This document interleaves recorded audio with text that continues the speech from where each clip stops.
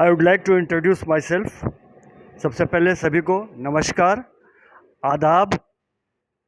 मैं देवेंद्र, जो कि स्टार कंसल्टेंसी का मैकेनिकल इंजीनियर हूँ, HVAC इंजीनियर।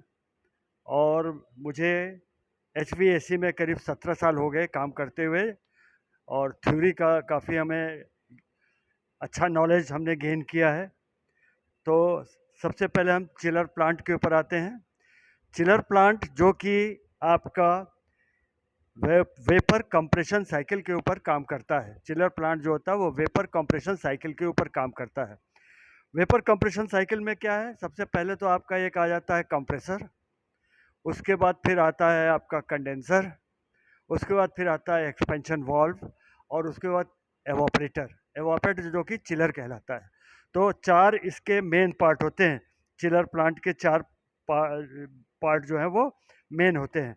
अब ये चिलर प्लांट दो टाइप का होता है। पहला तो आपका प्लांट होता है जो कि वाटर कूल्ड होता है, that is the your water cooled plant. दूसरा होता है air cooled plant. Water cooled plant ज़्यादातर कई जगह लगा हुआ मिलता है हमको चिलर प्लांट। वो इसलिए कि वाटर में रेट ऑफ कूलिंग जो होता है वो ज़्यादा बेटर होता है than air cooled plant. Air cooled plant का एफिशिएंसी जो होता है वो थोड़ा कम होता है वाटर कूल्ड प्लांट से। लेकिन गल्फ़ कंट्रीज़ में चूँकि पानी की शॉर्टेज होती है, इसलिए वहाँ पर एयर कूल्ड प्लांट ही लगाते हैं। वहाँ भी चलता है एयर कूल्ड प्लांट, लेकिन दिक्कत जब आता है जब एम्बिएंट टेम्परेचर, मतलब आसपास का टेम्परेचर जब ज़्यादा हो जाता है, तब हीट एक्सचेंज में कंडेंसर से जो हीट एक्सचेंज होता है उसमें थोड़ा सा दिक्कत आती है। अगर टेम्परेचर डिफरेंस बहुत ज़्यादा है तब तो तुरंत हीट एक्सचेंज हो जाता है, हीट ट्रांसफ़र हो जाता है एयर कंडेंसर से। लेकिन अगर एम्बिएंट टेम्परेचर जो है वो अगर डिफरेंस कम हो जाता है, एम्बिएंट टेम्परेचर का डिफरेंस जब ज़्यादा टेम्परेचर है तब तो it is well and good. लेकिन अगर डिफरेंस कम है, एम्बिएंट टेम्परेचर डाउन हो गया, तो क्या होता है, उससे आपका हीट ट्रांसफ़र रेट घट जाता है। इसीलिए एयर कूल्ड चिलर प्लांट का एफिशिएंसी थोड़ा कम होता है। वाटर कूल्ड चिलर प्लांट जो है वही हर जगह प्रेफर किया जाता है।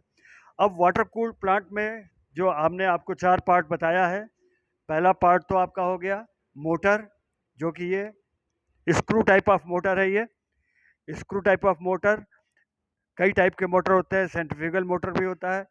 ये स्क्रू टाइप ऑफ मोटर लगा हुआ है यहाँ पर, ये आपका स्क्रू टाइप मोटर लगा हुआ। उसके बाद फिर ये मफलर है। ये आपका मफलर इसलिए लगा रहता है क्योंकि जिससे कि जो गैस निकल रहा है वो काफ़ी प्रेशराइज होता है, और अगर डायरेक्ट दे देंगे हम तो बहुत तेज़ वाइब्रेशन और आवाज़ आने लगेगी, इसलिए एक मफलर लगा हुआ है ये।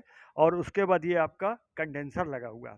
कंडेंसर जो है आपका वो उसका उस शेल एंड ट्यूब टाइप का ये कंडेंसर है आपका। इसमें शेल भी है और ट्यूब भी है।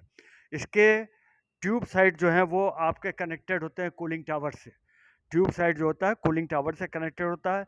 शेल टाइप जो होता है वो सीधा गैस से कनेक्टेड होता है। तो गैस जो है शेल टाइप में आता है, और पानी जो है आपका कूलिंग टावर से वो आता है आपका ट्यूब साइड में। अब इस कंडेंसर में देखिए सेफ्टी डिवाइसेस कई लगे हुए हैं। ये वाटर फ्लो इंडिकेटर है। अगर वाटर का फ्लो नॉर्मल नहीं रहेगा तो ये आपका ट्रिप कर जाएगा। दूसरा ये आपका प्रेशर गेज हो गया, टेम्परेचर गेज हो गया। ये फ्लेक्सिबल जॉइंट है, और ये आपका बैलेंसिंग वाल्व है। बैलेंसिंग वाल्व के ऊपर लगा हुआ है मोटराइज्ड वाल्व लगा हुआ है। बैलेंसिंग वाल्व जो होता है फ्लो को प्रॉपर वे में कंट्रोल करता है। प्रॉपर वे में फ्लो जो है जाना चाहिए। अगर कोई भी उसमें abnormality होती है तो फ्लो रेट कंट्रोल कर देता है। ये दोनों लाइन, एक लाइन तो आपका चला जा रहा है, it is going towards cooling tower, और एक लाइन वहाँ से वापस आ रहा है कूलिंग टावर से। तो ये हुआ आपका कंडेंसर लाइन। कंडेंसर से जो रेफ्रिजरेंट है वो फिर जाती है, इधर आ जाइए। कंडेंसर से रेफ्रिजरेंट जो होता है प्रेशराइज हो जाता है कंडेंसर में, फिर वो आता है आपका कंडेंसर से सीधा एक्सपेंशन वाल्व में। ये एक्सपेंशन वाल्व देखिए नीचे लगा हुआ है, एक्सपेंशन वाल्व लगा हुआ है। एक्सपेंशन वाल्व ये इलेक्ट्रॉनिक टाइप का एक्सपेंशन वाल्व होता है। इसमें आपको कुछ करने की ज़रूरत नहीं होती है। सोलोनॉइड वाल्व लगा रहता है। सोलोनॉइड वाल्व के थ्रू कंट्रोल होता है उसका, इलेक्ट्रॉनिक वाल्व का मोशन वगैरह जो है वो इसका कंट्रोल होता रहता है। Flow of the refrigerant control होता रहता है। और उसके बाद ये आ जाता है आपका एवापरेटर। ये देखिए आपका इंसुलेटेड एवापरेटर है, ऑलरेडी इंसुलेटेड है। ये एवापरेटर या इसी को चिलर भी बोलते हैं। चिलर ये आपका, ये भी heat shell and tube type का चिलर लगा हुआ है। ये इसमें चिलर में भी आपके सेफ्टी डिवाइसेस उसी तरीके से लगे रहते हैं जैसे कंडेंसर में लगा रहता है, water flow meter, then temperature gauge, pressure gauge, उसके बाद फिर आपका balancing valve, motorize valve, same type की चीज़ लगी रहती है। This are all safety devices जो कि आपको कंट्रोल करके रखता है ताकि आपका कहीं भी ट्रिपिंग ना होने पावे। अब हम आते हैं पंप की तरफ। जो आपका यहाँ से आउटलेट जा रहा है, आउटलेट जो है वो आपका जाता है इसके शेल ये आपका जो इवापरेटर चिलर है उसका आउटलेट और इनलेट दो लाइन है। इनलेट में सीधा वाटर जाता है, आपका जो आ रहा है वाटर एएचयू से जो आ रहा है वाटर वो सीधा प्राइमरी पंप के थ्रू सीधा इनलेट में चला जाता है। एएचयू से जो वाटर आता है, एएचयू में वाटर जो आता है उसका प्राइमरी पंप के थ्रू सीधा इनलेट में चला जाता है। और जो इसका डिस्चार्ज होता है, डिस्चार्ज वाटर जो होता है वो हम ले जाते हैं एएचयू की तरफ, लेकिन ऐसे नहीं ले जाते हैं एएचयू की तरफ, सेकेंडरी पंप के थ्रू ले जाते हैं। प्राइमरी पंप के जो होते हैं आरपीएम फिक्स होते हैं, वो फिक्स रेट से जो होता है वाटर देता रहता है चिलर को, लेकिन सेकेंडरी पंप जो है वो आपका होता है जो वो कंट्रोल, उसका आरपीएम कंट्रोल होता है, आरपीएम जो होता है वेरी करता रहता है, जिसके थ्रू हम अकॉर्डिंग टू द लोड जो होता है वो चिलर में एएचयू में पानी भेजते रहते हैं। एएचयू में फिर आपका 3 पार्ट होते हैं जो कि बहुत वेल नोन है। एएचयू में 3 पार्ट जो होते हैं आपके, फिल्टर होता है, filter is very important component of any refrigeration plant. Filter होता है, उसके बाद जो होता है उसमें आपका लगा रहता है हीटिंग और कूलिंग कॉइल लगा रहता है, और उसके बाद जो लगा रहता है उसमें आपका ब्लोअर लगा रहता है। ठीक है, और ज़रा दो और एक चीज़ हम आपको बता दें, कंडेंसर जो है इसका, सॉरी, जो ये कंप्रेसर जो है उसके अंदर जो ऑयल हम फीड करते हैं वो ऑयल का टेम्परेचर जो होना चाहिए करीब 90 फ़ारेनहाइट के करीब होना चाहिए। ऑयल को पहले हम हीट करके तब हम भेजते हैं, ऑयल को हीटिंग करके तब उसके बाद हम कंडेंसर में भेजते कंप्रेसर में भेजते हैं, जिससे कि कंप्रेसर में ऑयल अगर टेम्परेचर नहीं प्रॉपर मिलेगा या ऑयल की कमी रहेगी तो वो आपका ठंडा हो जाएगा, तो वो कंप्रेसर जो है वो ट्रिप कर सकता है। उसके बाद जो है पेपर कहाँ गया? उसके बाद एक और इम्पॉर्टेंट चीज़, आप पेपर सर कहाँ गए? पेपर उसके बाद जो एक और इम्पॉर्टेंट चीज़ हम आपको बताना चाह रहे हैं जो कि चिलर से रिलेटेड है, वो चीज़ आप देख लें। सबसे पहले अप्रोच टेम्परेचर क्या होता है, बोलते हैं लोग, पूछते हैं अप्रोच टेम्परेचर क्या होता है, ये जल्दी किसी को मालूम नहीं रहता है अप्रोच टेम्परेचर क्या होता है। तो अप्रोच टेम्परेचर कंडेंसर के लिए भी होता है और चिलर के लिए भी होता है। कंडेंसर में जो आपका 2 पार्ट है, एक तो आपका एएचयू से वाटर आ रहा है, वाटर जा रहा है, दूसरा रेफ्रिजरेंट जो है वो कंप्रेसर से आ रहा है रेफ्रिजरेंट, और वो ठंडा होकर के सीधा जा रहा है आपका एक्सपेंशन वाल्व में, एक्सपेंशन वाल्व के थ्रू फिर जा रहा है आपका एवापरेटर या चिलर में। तो टेम्परेचर जो है, outlet temperature of the water और outlet temperature of the gas, ये दोनों टेम्परेचर के बीच में जो डिफरेंस होता है that is called approach temperature. वो टेम्परेचर गैप कंडेंसर के लिए 2 डिग्री 2.5 से ज़्यादा नहीं होना चाहिए, और एवापोरेटर के लिए 2 डिग्री से ज़्यादा नहीं होना चाहिए। फिर डेल्टा टी आता है। डेल्टा टी जो होता है आपका इनलेट वाटर आउटलेट वाटर जो आपका एवापोरेटर में है, उसका difference of temperature 5 to 6 degree से ज़्यादा नहीं होना चाहिए, अदरवाइज जो है फिर प्रॉब्लम आ सकता है। फिर चिलर की एफिशिएंसी क्या होती है, वो भी बहुत इंपॉर्टेंट चीज़ होता है। चिलर की एफिशिएंसी दैट इज़ इन वो किलोवाट में उसको इंडिकेट करते हैं, that is power input to compressor अब divided by tons of cooling refrigeration cooling system.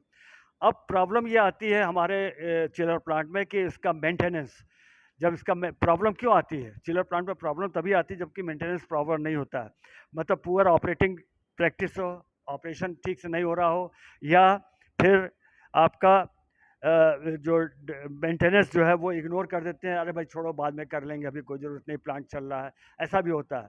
या फिर कूलिंग टावर का भी मेंटेनेंस बहुत इंपॉर्टेंट चीज़ है। कूलिंग टावर में हम ज़्यादातर 3 केमिकल्स ऐड करते हैं। सबसे पहला होता है करोजन रेजिस्टेंट होता है जो कि बाइकार्बोनेट होता है। दूसरा होता है एल्गी मतलब जो काई वगैरह जम जाता है, वो ब्रोमीन सोल्यूशन होता है। तीसरा होता है स्केल इनहिबिटर, जिससे कि स्केल टुकड़े, मेटल के टुकड़े ना आ जाएँ चिलर में आपके। तो ये सब जो होता है कूलिंग टावर पर हम मेंटेनेंस करते हैं, तभी ये सब चीज़ें पॉसिबल हैं। तो हमारे कहने का मतलब ये है कि maintenance of the chiller, maintenance of the condenser, ये सब चीज़ें बहुत इंपॉर्टेंट है। इवन एयर कूल्ड कंडेंसर में भी आपका जो कंडेंसर लगा रहता है, पाइप पानी एयर के थ्रू जो कूलिंग होती है, उसके पाइप्स को भी चेक करना चाहिए रेगुलरली कि टेम्परेचर डिफरेंस ठीक आ रहा है कि नहीं आ रहा है। इस तरह से अगर इसका मेंटेनेंस हम ठीक रखेंगे तो ये प्लांट बहुत अच्छा सर्विस देता है और बहुत दिनों तक चलता है। ठीक है। अब मेन चीज़ ये है कि आपका जो आपने देखा कंप्यूटर सिस्टम लगा हुआ है, दैट इज माइक्रो प्रोसेसर। जो रीडिंग वगैरह हम जितना लेते हैं, यहाँ पर स्क्रीन लगे हुए हैं माइक्रो प्रोसेसर के थ्रू। ये स्क्रीन दिखाई दे रहा है, ये स्क्रीन जो होता है देखिए माइक्रो प्रोसेसर इसमें लगा हुआ है। और ये माइक्रो प्रोसेसर जो होता है 8085 मॉडल 8085 मॉडल का है, जो कि बहुत ही सक्सेसफुल है। इसके अलावा बहुत से अब आ गए हैं, नए नए मॉडल आ गए हैं। तो इस तरह से हमारा माइक्रो प्रोसेसर के थ्रू पूरा हमारा ऑपरेशन कंट्रोल होता है। तो operation is very important part, operation control and then maintenance of the chiller, maintenance of the condenser, and maintenance of the expansion valve and pumps also.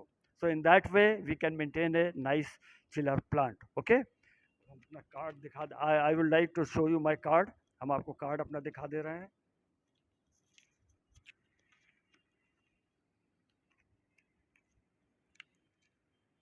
दिखा दो, ये मेरा कार्ड है।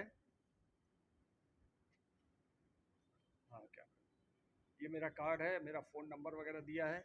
If at all you require any help, अभी मैं interview वगैरह में भी जाता हूँ, जो आपके वहाँ टेक्नीशियन, आज HVAC से रिलेटेड कोई भी जब इंजीनियर या टेक्नीशियन वगैरह आप लेते हैं, तो हम वहाँ पर मैकेनिकल इंजीनियर HVAC के लिए हम गए हैं, कई जगह जाते रहते हैं।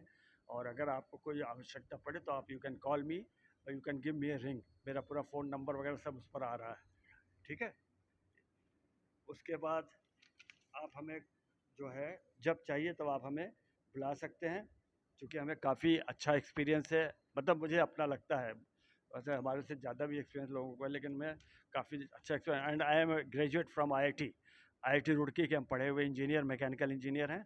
तो हमें कंट्रोल, मतलब हमें जो है जो नॉलेज है HVAC का, वो ठीक ठाक है, बढ़िया नॉलेज है। तो you can call me any time, my phone number is there on my card. And for the as an expert I can take the interview of the mechanics, and even as the engineer का भी कोई interview लेना हो तो I can work as a expert for that. Thank you very much. Thanks a lot for listening to me.